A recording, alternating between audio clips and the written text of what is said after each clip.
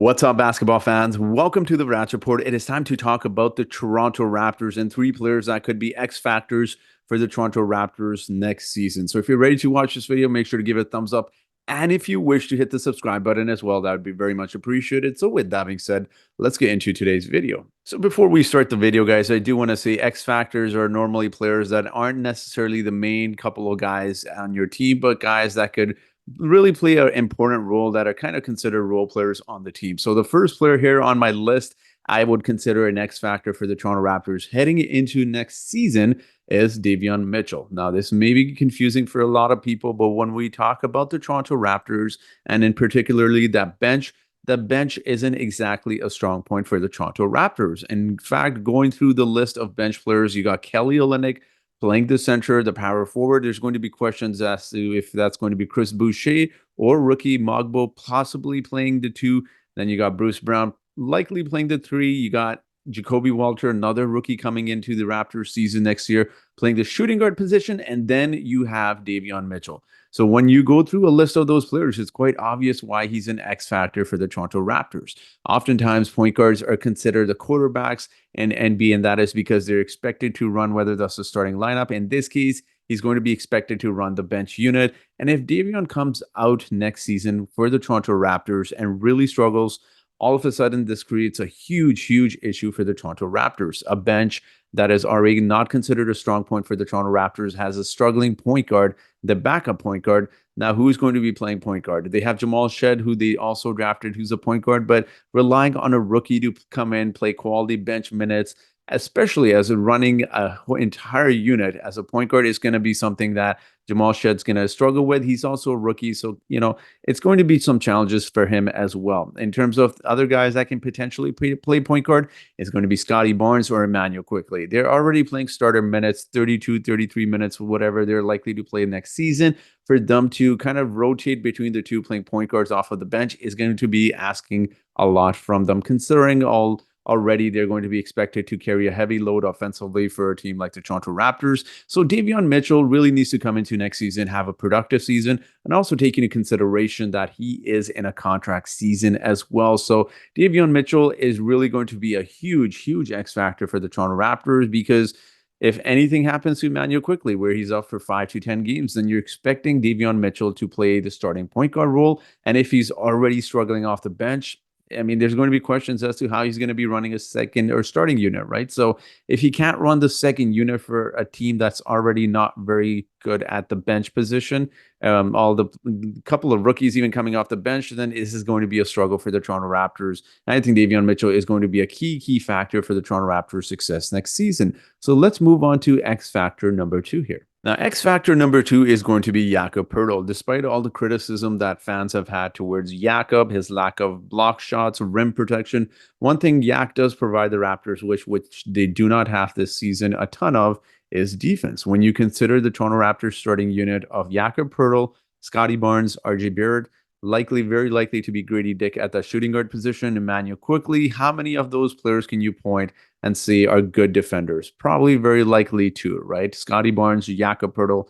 Grady Dick isn't considered a good defender. Neither is RJ. And Emmanuel Quickly is going to be expected to carry a heavy load offensively. So there may be questions about how much defense he can actually play as well. So this is why Jakob Poeltl is considered such a key part of the Toronto Raptors defense, but also one of the X factors I have on my list. When you take a little look at the list here from the Toronto Raptors last season, they ranked 23rd in the entire NBA, averaging 42.7 rebounds per game. This is not great to rank 23rd in the NBA and then lose your starting center. So Jakob is going to be key. I know he had some injury issues last season. For the most part, he's played close to 68, 70 games most seasons in his career throughout the NBA. But if something does happen to Jakob Poeltl and he goes down, now all of a sudden the Raptors are in very difficult position, considering that Kelly Olynyk is not a good defender. He's also not a good rebounder as well. So this creates a lot of issues for the Toronto Raptors, which already don't have a bunch of great defenders. So for Jakob Poeltl, it is absolutely key. If the Raptors want to even play close to 500 basketball next season,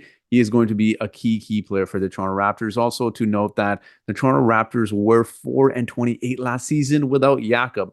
Now, yes, a lot of it had to do with various injuries, other injuries as well, like Scotty Barnes being injured, RJ and Emmanuel quickly at different points in the season, dealing with family issues and being out, and the Raptors essentially playing G League guys and 10-day contract guys. But it does give you an idea as to how much Jakob Poeltl actually means to this team, not only in terms of defending, but rebounding as well. So he is my X factor for number 2 here. And let's move on to our final X factor for the Toronto Raptors next season. Now, X factor number 3 here is no other than Grady Dick. The second year, wherever you want to put him as a guard, I would most likely say, considering he's not really a small forward, Grady Dick is going to be expected to do a lot for the Toronto Raptors next season.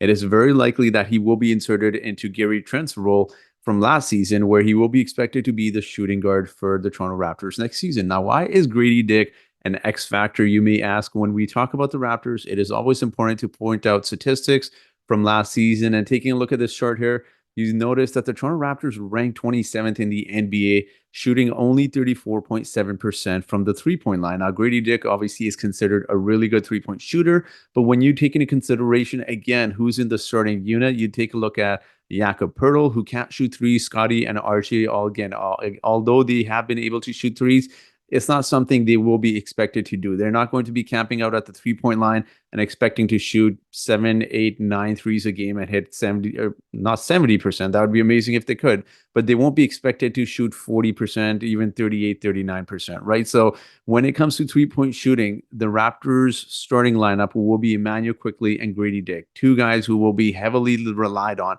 for three-point shooting, particularly when guys like RJ and Scotty, both who love to attack the basket, are going to need floor spacing. Again, our starting center for the Toronto Raptors does not shoot threes, isn't really a jump shooter at all. So he's kind of planted in the painter, and that's where Grady Dick really comes into play, right? But again, this is why he's an X factor, because if he does not perform well, like some of the other players I have already mentioned, now all of a sudden for a team that doesn't shoot a ton of threes, or I should say isn't a strong three-point shooting team, this becomes a really, really big issue for players like Scotty Barnes and RJ Barrett as well. Even Jakob Poeltl, if, again, these guys are attacking the basket and teams know Grady's struggling from the three, they'll just double team RJ and Scotty, or even better, just pack the paint where they know Grady Dick isn't going to hit a lot of threes, right? So Grady Dick will be a key part of the Raptors starting five next season, but also a huge X factor for the Toronto Raptors, considering the style of play that Scotty and RJ both possess,